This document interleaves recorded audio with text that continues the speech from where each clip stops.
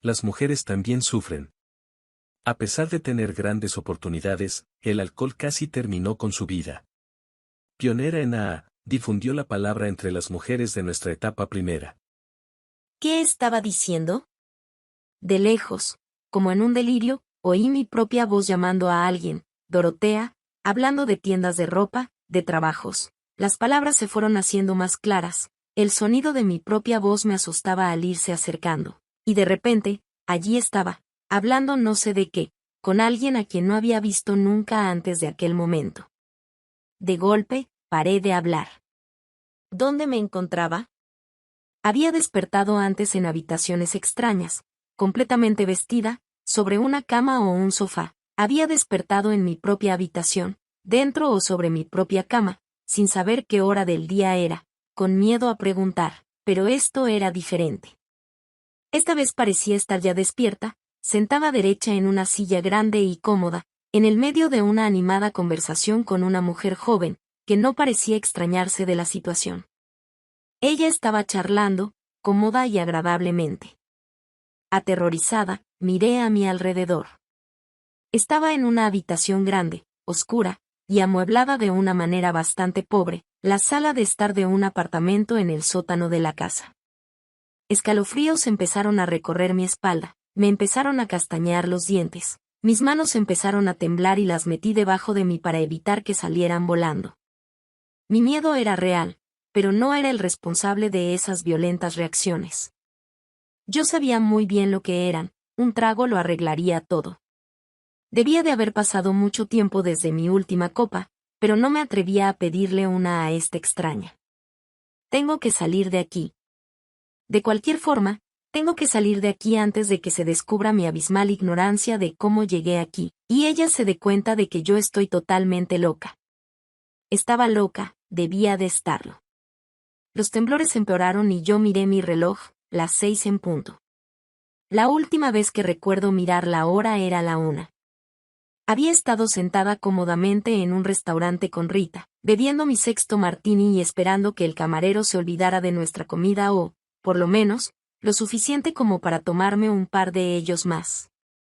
Me había tomado solo 2 con ella, pero había conseguido tomarme 4 en los 15 minutos que la estuve esperando, y, naturalmente, los incontados tragos de la botella según me levantaba dolorosamente y me vestía de manera lenta y espasmódica. De hecho, a la 1 me encontraba muy bien, sin sentir dolor alguno. ¿Qué podía haber pasado? Aquello ocurrió en el centro de Nueva York, en la ruidosa calle 42. Esto era obviamente una tranquila zona residencial. ¿Por qué me había traído aquí Dorotea? ¿Quién era esta mujer? ¿Cómo la había conocido? No tenía respuestas y no osaba preguntar. Ella no daba señal de que nada estuviera mal. Pero, ¿qué había estado haciendo en esas 5 horas perdidas? Mi cerebro daba vueltas. Podía haber hecho cosas terribles. Y ni siquiera lo sabía. De alguna forma, salí de allí y caminé 5 manzanas. No había ningún bar a la vista, pero encontré la estación del metro. El nombre no me era familiar y tuve que preguntar por la línea de Grand Central. Me llevó 3/4 de hora y 2 trasbordos llegar allí, de vuelta en mi punto de partida. Había estado en las remotas zonas de Brooklyn. Esa noche me puse muy borracha, lo cual era normal, pero recordé todo, lo que era muy extraño. Me acordé de estar en lo que, mi hermana me aseguró, era mi proceso de todas las noches, de tratar de buscar el nombre de Willie Seabrook en la guía de teléfonos. Recordé mi firme decisión de encontrarle y pedirle que me ayudara a entrar en esa casa de recuperación, de la que había escrito. Recordé que aseguraba que iba a hacer algo al respecto, que no podía seguir. Recordé el haber mirado con ansia a la ventana como una solución más fácil, y me estremecía con el recuerdo de esa otra ventana, 3 años antes, y los 6 agonizantes meses en una sala de un hospital de Londres. Recordé cuando llenaba de ginebra la botella del agua oxigenada que guardaba en mi armarito de las medicinas, en caso de que mi hermana descubriera la que escondía debajo del colchón.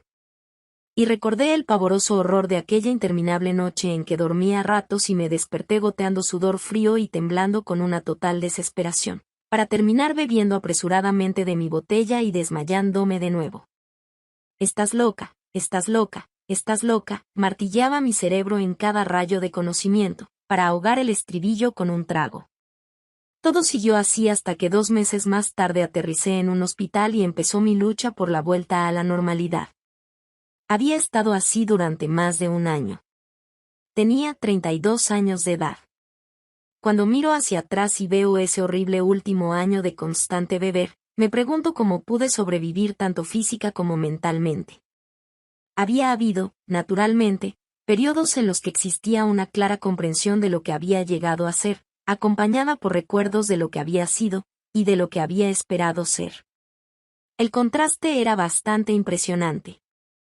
Sentada en un bar de la Segunda Avenida, aceptando tragos de cualquiera que los ofreciese, después de gastar lo poco que tenía, o sentada en casa sola, con el inevitable vaso en la mano, me ponía a recordar y, al hacerlo, bebía más deprisa, buscando caer rápidamente en el olvido. Era difícil reconciliar este horroroso presente con los simples hechos del pasado. Mi familia tenía dinero, nunca había sido privada de ningún deseo material. Los mejores internados, y una escuela privada de educación social en Europa me había preparado para el convencional papel de debutante y joven matrona. La época en la que crecí, la era de la prohibición inmortalizada por Scott Fitzgerald y John Howard, Jr., me había enseñado a ser alegre con los más alegres. Mis propios deseos internos me llevaron a superarles a todos. El año después de mi presentación en la sociedad, me casé.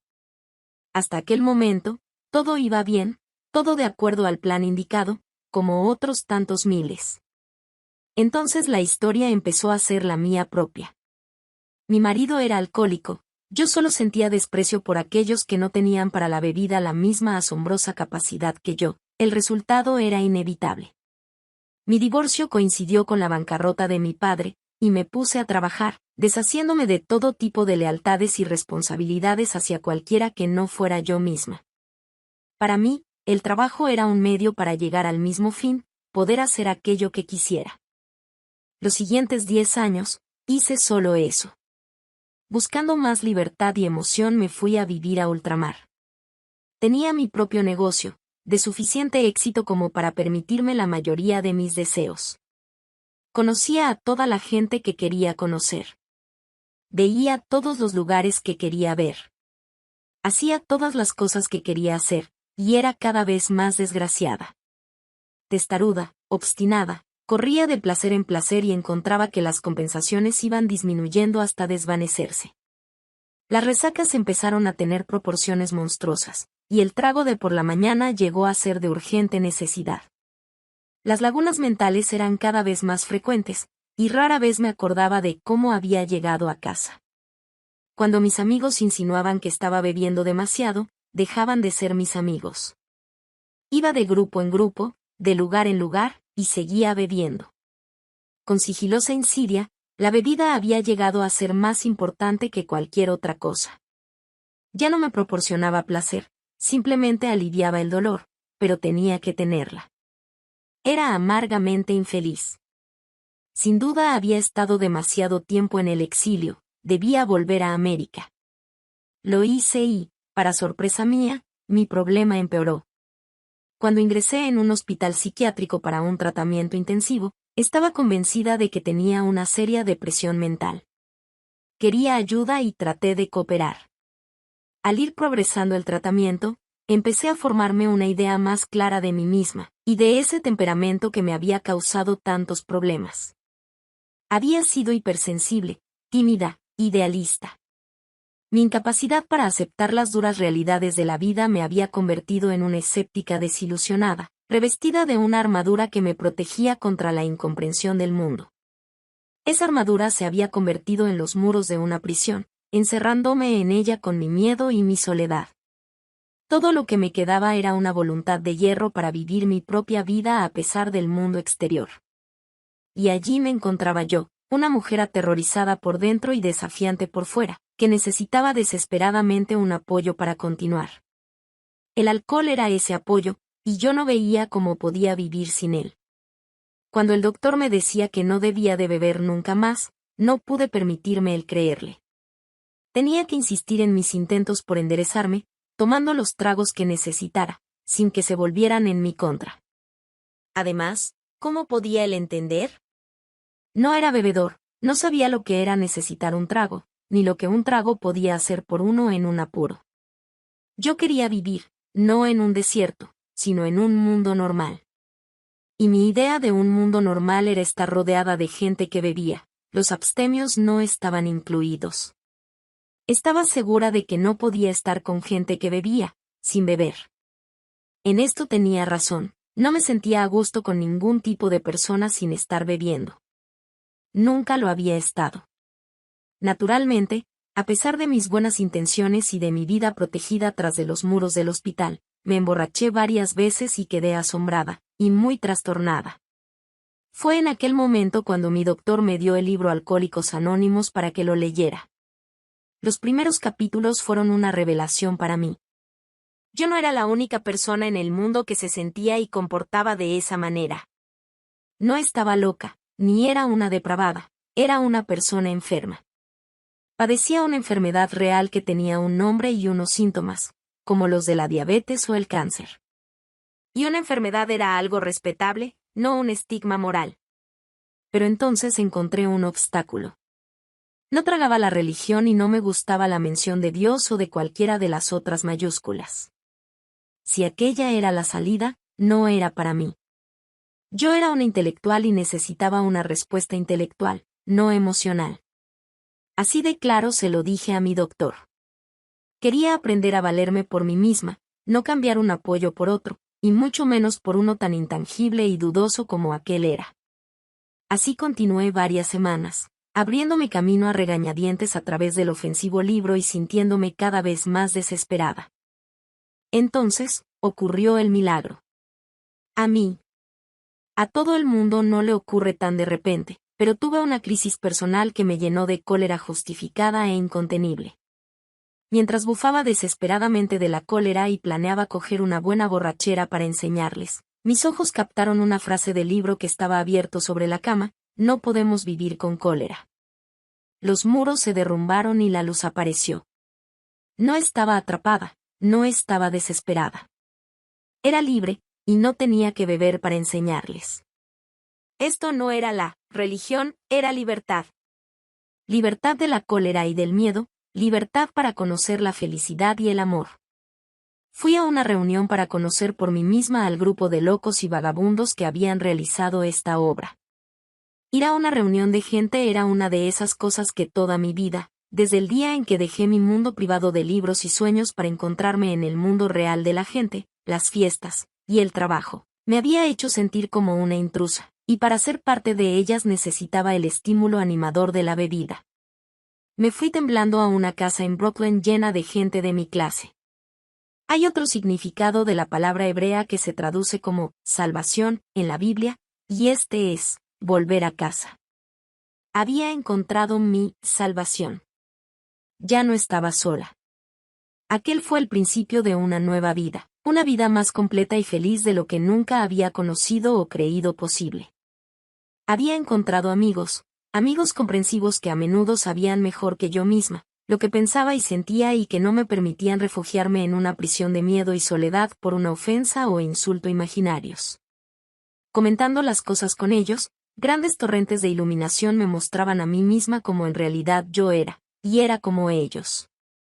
Todos nosotros teníamos en común cientos de rasgos característicos, de miedos y fobias, gustos y aversiones.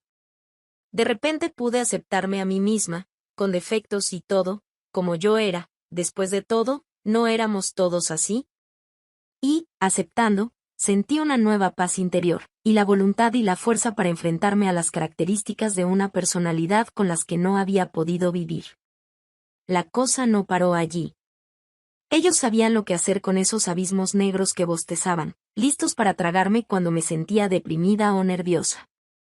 Había un programa concreto, diseñado para asegurarnos a nosotros, los evasivos de siempre, la mayor seguridad interior posible. Según iba poniendo en práctica los 12 pasos, se iba disolviendo la sensación de desastre inminente que me había perseguido durante años. Funcionó. Miembro en activo de AA desde 1939, al fin me siento un miembro útil de la raza humana. Tengo algo con lo que puedo contribuir a la humanidad, ya que estoy peculiarmente cualificada, como compañera de fatigas, para prestar ayuda y consuelo a aquellos que han tropezado y caído en este asunto de enfrentarse con la vida. Tengo mi mayor sensación de logro al saber que he tomado parte en la nueva felicidad que han conseguido otros muchos como yo. El hecho de poder trabajar y ganarme la vida de nuevo, es importante, pero secundario.